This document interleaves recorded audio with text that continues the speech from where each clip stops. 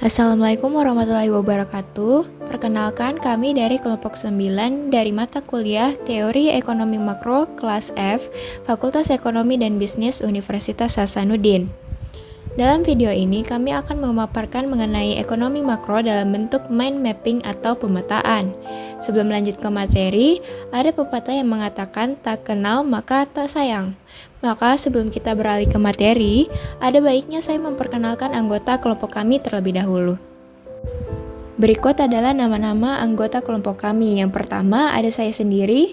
Perkenalkan, nama saya Andi Denisa Magani Galia Putri dengan NIM A0112410060. Selanjutnya rekan-rekan kelompok saya yang pertama yaitu ada Andi Muhammad Miftahul Khair dengan NIM A0112411132. Selanjutnya yang terakhir yaitu Rahmania dengan NIM A0112411158. Nah, setelah mengenal anggota-anggota kelompok kami, kita bisa mulai pemaparan materi mengenai mind mapping ekonomi makro. Menurut kami, dalam ekonomi makro terdapat 4 pokok pembahasan yang akan kita pelajari beserta sub-pembahasan-sub-pembahasannya. 4 pokok pembahasan tersebut antara lain adalah tujuan ekonomi makro, indikator ekonomi makro, kebijakan ekonomi makro, dan yang terakhir adalah masalah dalam ekonomi makro. Yang pertama ada pokok pembahasan tujuan ekonomi makro. Di dalam pokok pembahasan tujuan ekonomi makro dibahas 5 sub pembahasan. Yang pertama yaitu pertumbuhan ekonomi, yang kedua stabilitas harga, yang ketiga ketenaga kerjaan, yang keempat keseimbangan neraca perdagangan, dan yang terakhir yaitu yang kelima yaitu distribusi pendapatan yang adil.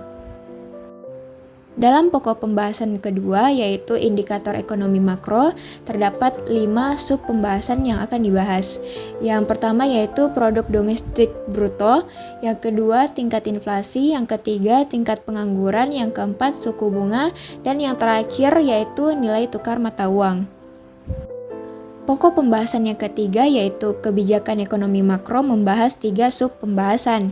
Yang pertama yaitu kebijakan fiskal, yang kedua kebijakan moneter, dan yang terakhir yaitu kebijakan perdagangan internasional.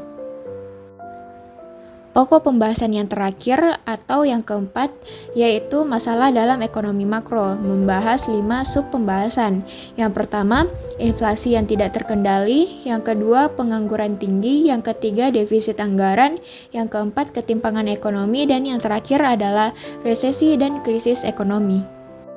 Nah, 4 pokok pembahasan beserta sub pembahasan-pembahasan ini akan dijelaskan lebih lanjut oleh rekan-rekan kelompok saya. Maka dari itu, saya mempersilakan rekan-rekan kelompok saya untuk memaparkan materinya. Slide selanjutnya yaitu tujuan ekonomi makro. Makroekonomi bertujuan untuk menjaga stabilitas ekonomi dan meningkatkan kesejahteraan masyarakat secara menyeluruh. Tujuan-tujuan utama ini saling berkaitan dan menjadi dasar dalam penyusunan kebijakan ekonomi nasional. 1. Pertumbuhan ekonomi. Meningkatkan produksi barang dan jasa secara berkelanjutan dalam suatu negara. Pertumbuhan ini diukur melalui peningkatan produk domestik bruto atau PDB. Pertumbuhan ekonomi yang sehat menciptakan lebih banyak lapangan kerja dan memperbaiki taraf hidup masyarakat. 2. Stabilitas harga atau inflasi. Mengendalikan laju inflasi agar tetap rendah dan stabil. Inflasi yang tinggi dapat menurunkan daya beli masyarakat dan menciptakan ketidakpastian ekonomi. Sementara inflasi yang terlalu rendah dapat menandakan lemahnya permintaan dalam perekonomian. 3. Ketenaga kerjaan atau pengangguran. Mengurangi tingkat pengangguran dengan menciptakan lapangan kerja yang produktif. Tujuan ini penting agar lebih banyak penduduk bisa bekerja, berpenghasilan, dan berkontribusi terhadap perekonomian. 4. Keseimbangan neraca perdagangan. Menjaga agar ekspor dan impor tetap seimbang, serta menghindari defisit perdagangan yang terlalu besar.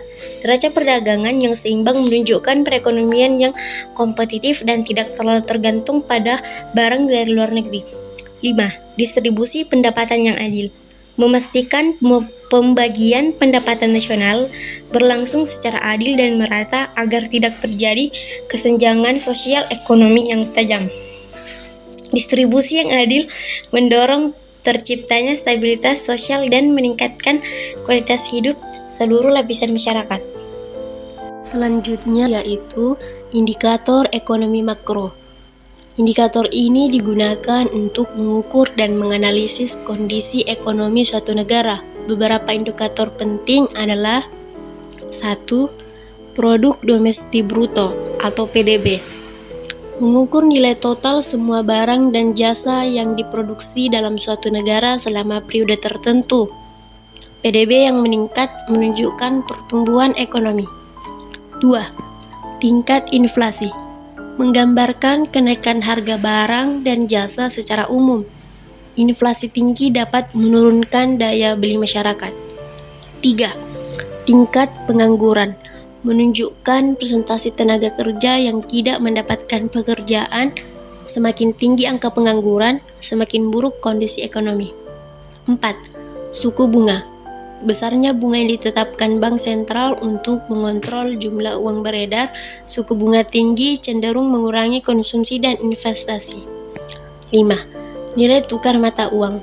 Perbandingan antara mata uang suatu negara dengan mata uang asing. Nilai tukar memengaruhi ekspor, impor, dan daya saing produk dalam negeri. Selanjutnya, pemerintah dan bank sentral menggunakan berbagai kebijakan untuk mengelola perekonomian. Yang pertama, kebijakan fiskal, mengatur pajak dan pengeluaran pemerintah untuk menstabilkan ekonomi.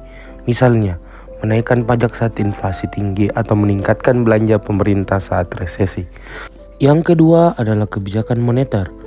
Kebijakan moneter mengontrol jumlah uang beredar melalui suku bunga dan kebijakan perbankan untuk mengendalikan inflasi dan pertumbuhan ekonomi. Yang ketiga adalah kebijakan perdagangan internasional, yaitu mengatur tarif kota dan perjanjian dagang untuk melindungi industri dalam negeri dan meningkatkan daya saing global. Selanjutnya ada beberapa tantangan yang sering dihadapi dalam makroekonomi meliputi: yang pertama, inflasi yang tidak terkendali. Kenaikan harga yang terlalu cepat dapat mengurangi daya beli masyarakat. Yang kedua adalah pengangguran tinggi. Banyaknya orang yang tidak memiliki pekerjaan dapat menyebabkan penurunan kesejahteraan dan ketidakstabilan sosial. Yang ketiga adalah defisit anggaran. Ketika pengeluaran pemerintah lebih besar dari pendapatan negara, bisa menyebabkan utang yang besar. Yang keempat adalah ketimpangan ekonomi. Kesenjangan pendapatan antara kelompok kaya dan miskin dapat memicu ketidakstabilan sosial. Dan yang terakhir adalah resesi dan krisis ekonomi. Penurunan aktivitas ekonomi yang berkepanjangan dapat menyebabkan kebangkrutan perusahaan dan pengangguran massal. Nah, mungkin sekian pemaparan materi dari kelompok kami. Kami berharap video ini bermanfaat bagi siapapun yang menonton. Kurang lebihnya mohon dimaafkan. Wassalamualaikum warahmatullahi wabarakatuh.